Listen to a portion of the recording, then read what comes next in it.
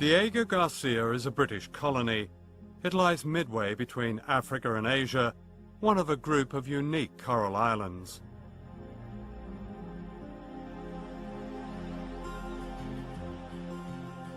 This is rare film taken by missionaries before the Americans came in the 1960s. 2,000 people lived in the Chagos Islands, a gentle Creole population originally from Africa and India, whose communities dated back to the late 18th century.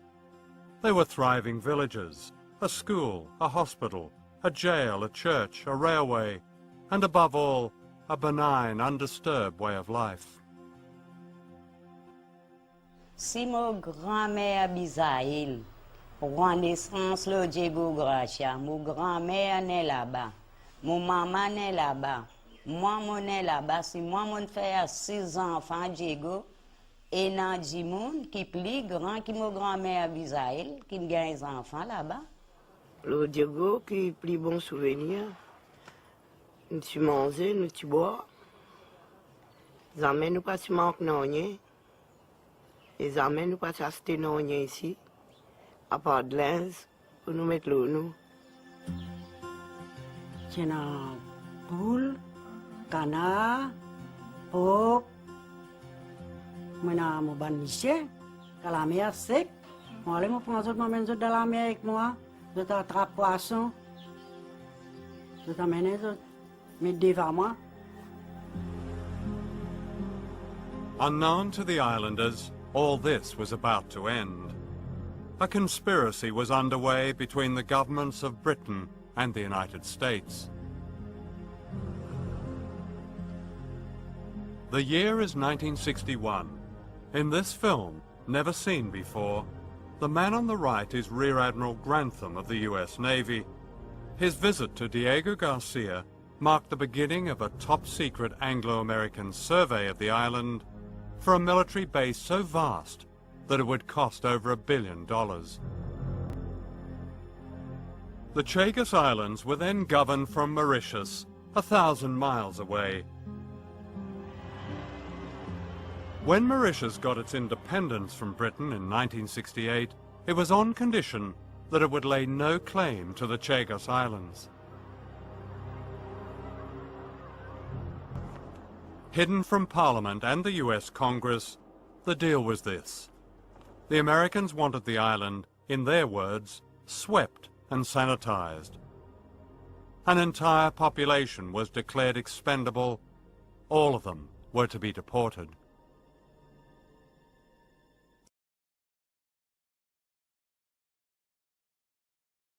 I must remind you that this has been done in violation of the United Nations Charter. This is why it was done so in absolute discretion and using lies. I'm not mincing my words. They were lies, damn lies. The British and American authorities implemented a policy decision that was aimed at depriving that community in the Chagos from basic supplies. No milk, no dairy products, no oil, no sugar, no salt, no medication, no more of the things you use in life. The effect of the policy was to terrify many of them into leaving. They were also told their islands might be bombed. In the spring of 1971, Sir Bruce Greatbatch, KCVO, CMG, MBE, Governor of the Seychelles, gave the order that all the dogs on Diego Garcia were to be killed. These were much-loved pets, and the horror of their killing was taken as a warning by the islanders.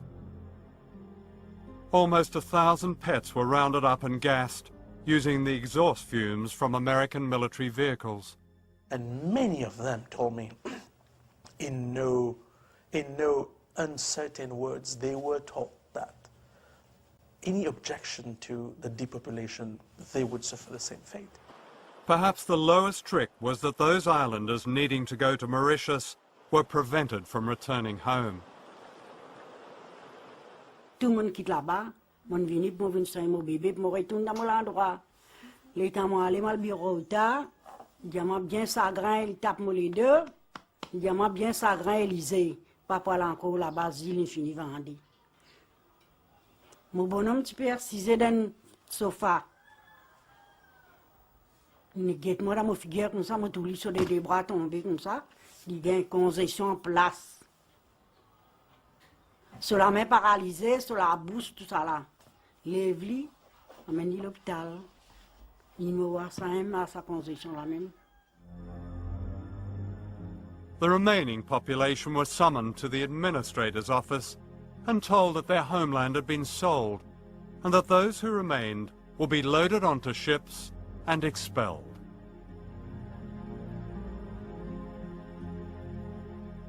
In this photograph, people are standing in silence, stunned.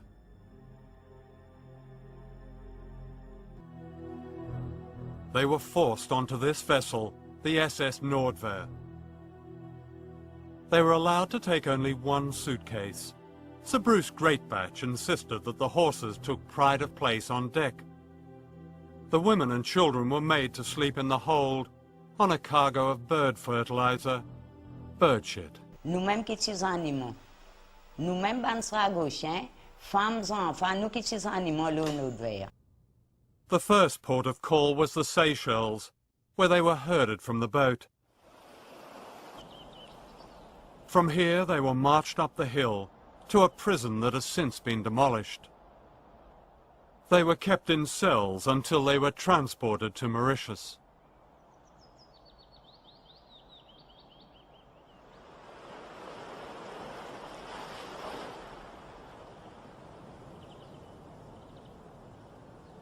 This is Port Louis, the capital of Mauritius.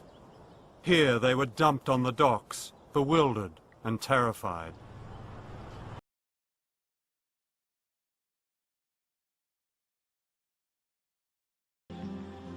In 1982, the Chagos Islanders, now desperate, demonstrated in the streets of Mauritius. This embarrassed the British government into giving them a derisory compensation, which came to less than £3,000 per person.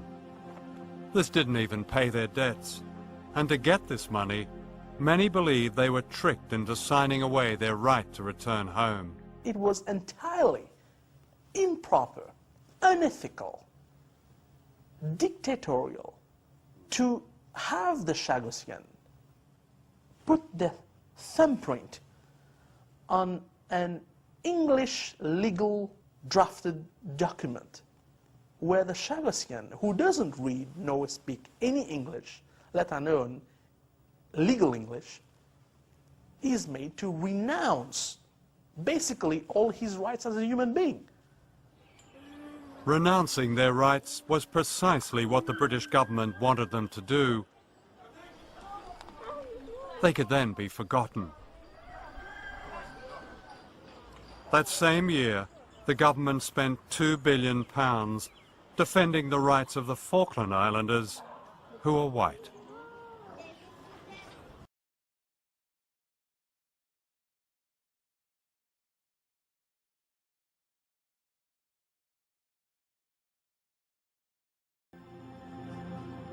Year after year, Olivier, Enrita, Lizette and Charlesia come to this monument in Port Louis Harbour. It commemorates those Chagos Islanders who died in exile from sadness.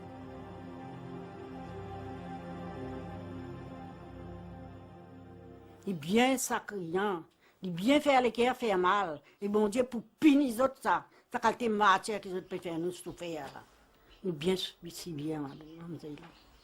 Bien si bien. Scalaire n'a pas si bien. Dites-moi là, qui m'en est arrivé. Vous faites dire où t'allez là 79. Et tous les temps qui m'ont là, la vie, quand ils m'ont masqué, pas de mon politique, pas pris de lui. Jusqu'à que bon Dieu ramasse moi.